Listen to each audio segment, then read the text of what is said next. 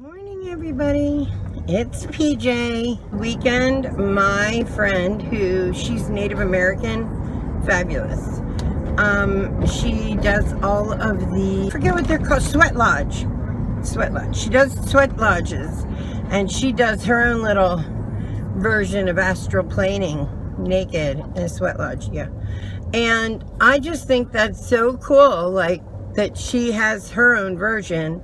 Mine's all through meditation, and I do use like binaural waves, and there's this CD set that I got from Monroe Institute called Gateway, and I have used that and had some unbelievable results. Okay, so I'll tell you about another time where I went on a journey, my little journey. The truth is, like, I don't know where I'm going and what I'm doing. It's just happening to me. So what happened was, when I first got the CDs, of course, they use like the breathing methods, the circular breathing and all that, just like meditation. So, when I first did it, there's like levels that you have to achieve. You have to, you know, get through level 1, and it goes to 10 and then up. So I go through the steps, and I'm not really, you know, nothing's going on in the first steps. I'm doing what they ask, and you go through breathing. They do what's called hemi-sync. They sync both sides of your brain, because your left and right brain runs independently, and then if you throw some radio waves at it, it syncs them. And that's what I think their patent is. It's like hemi-sync, where they, and what you end up hearing is wah, wah, wah, which I'm sure you've heard before, but what that is they're lighting up both sides of the brain at the same time. Is your brain saying, okay, this side, that side, this side, that side. It's really neat. But after that, you're supposed to have like so much more. I am almost done this cold. I'm like determined to be done it by the weekend. But afterwards, you have so much more in the way of like brain power.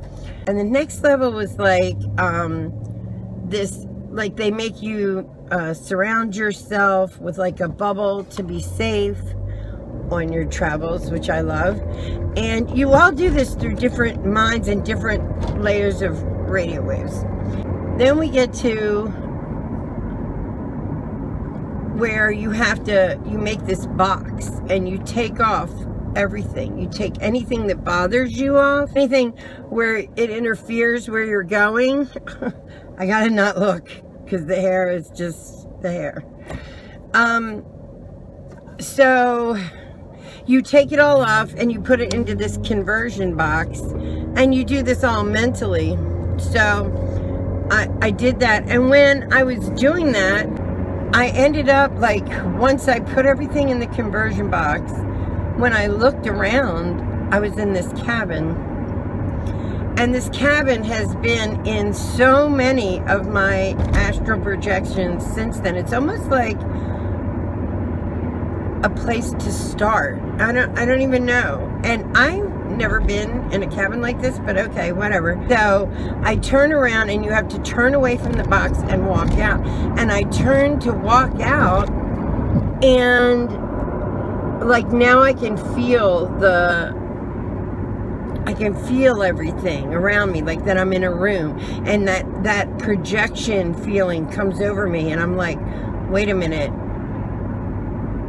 I'm no longer controlling this, like thinking this stuff.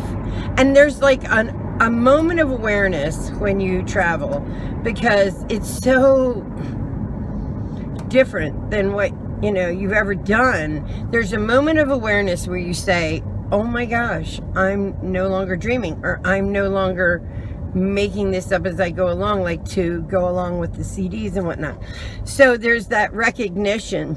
And I walk outside to this absolutely bright sunshiny day, and the cabin's next to this river, and there's a woman standing on like the edge of where the cabin is, and she is naked. She looks like she's from the, I'm gonna say, maybe early 1900s or something. And I'll tell you why, because she had really long hair that had that wave thing that went here. I'd have to look it up to see like exactly what time frame that would have been from. But she's standing there. She looks at me, dark, long hair. She's naked. She looks like something out of a painting, honestly, like an older painting. And she dives in the water. And then the hemi-sync process is still, you know, I have headphones on and I'm listening to all this stuff. So I'm like, wow, that was crazy. There's this one part where you have to breathe in, and when you let your air out, it's actually like tuning you to a certain vibration, which I've done with the bowls before.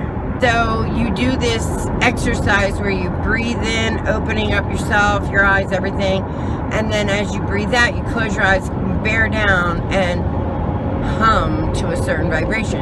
And they have it on there for you to match it. I'm going along with it, and when I close my, and I'm wide awake, like you gotta understand, I am listening to this, following instructions. I am not asleep, I'm not drugged, I'm not anything. I'm wide awake. And so I breathe in, and then I close my eyes and do the, it's almost like Gregorian chants. Do you ever hear that? Right? So I do this once, twice, third time, open, close. When I close my eyes, I am standing on a street somewhere, and I am in the back of a crowd, so all I can see are the backs of people in what seems to be like raincoats or some sort of coats, because it's like misty out.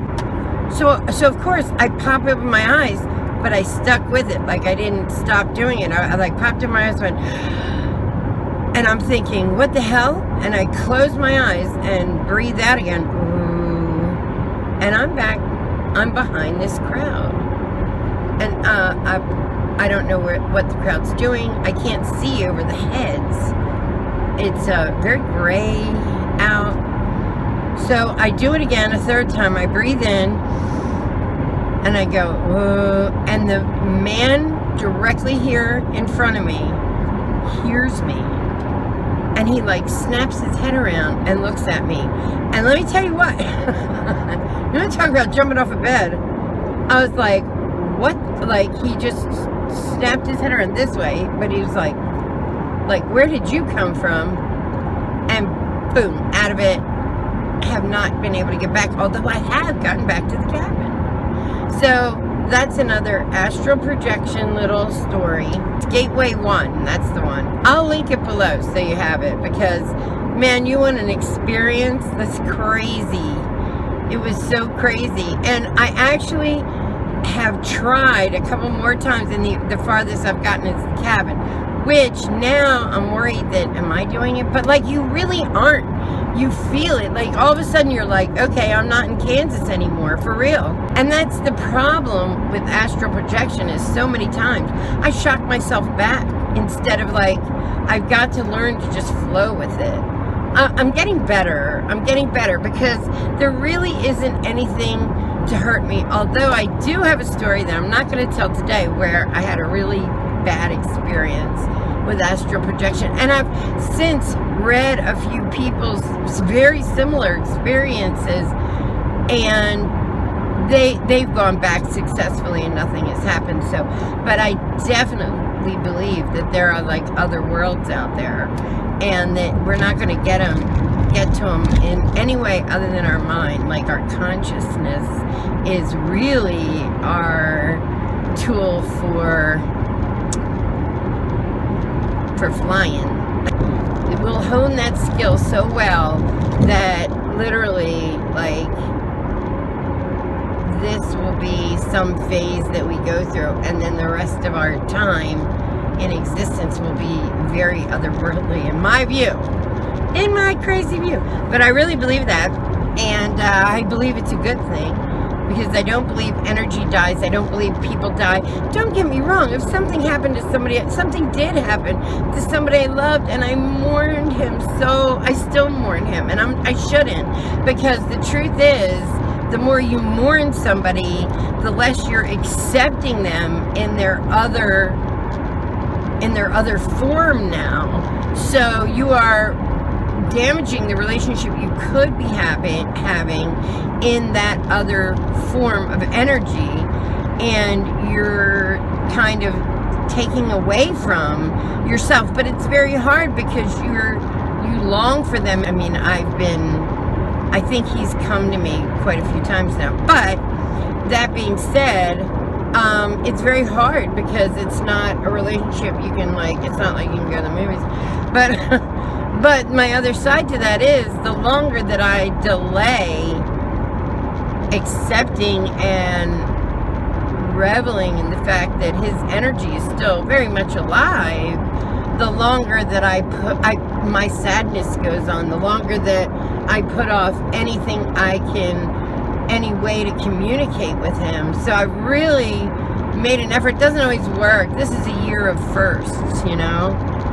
First Christmas, first birthday, first everything. First Valentine's Day, yeah, okay. But I try not to look at it like me. I mean, he left behind 2 amazing children. I love his kids so much, and their grandkids and stuff. And I'm sure they're going through their shit with it too. I mean, you know, it's hard. It's hard to let go of a person in, you know, and we're not taught to. We're not taught to let that go as humans. We're taught, you know, you mourn the dead, they're gone, buried, you know, all this stuff. But that, I don't believe that for a minute, not a little.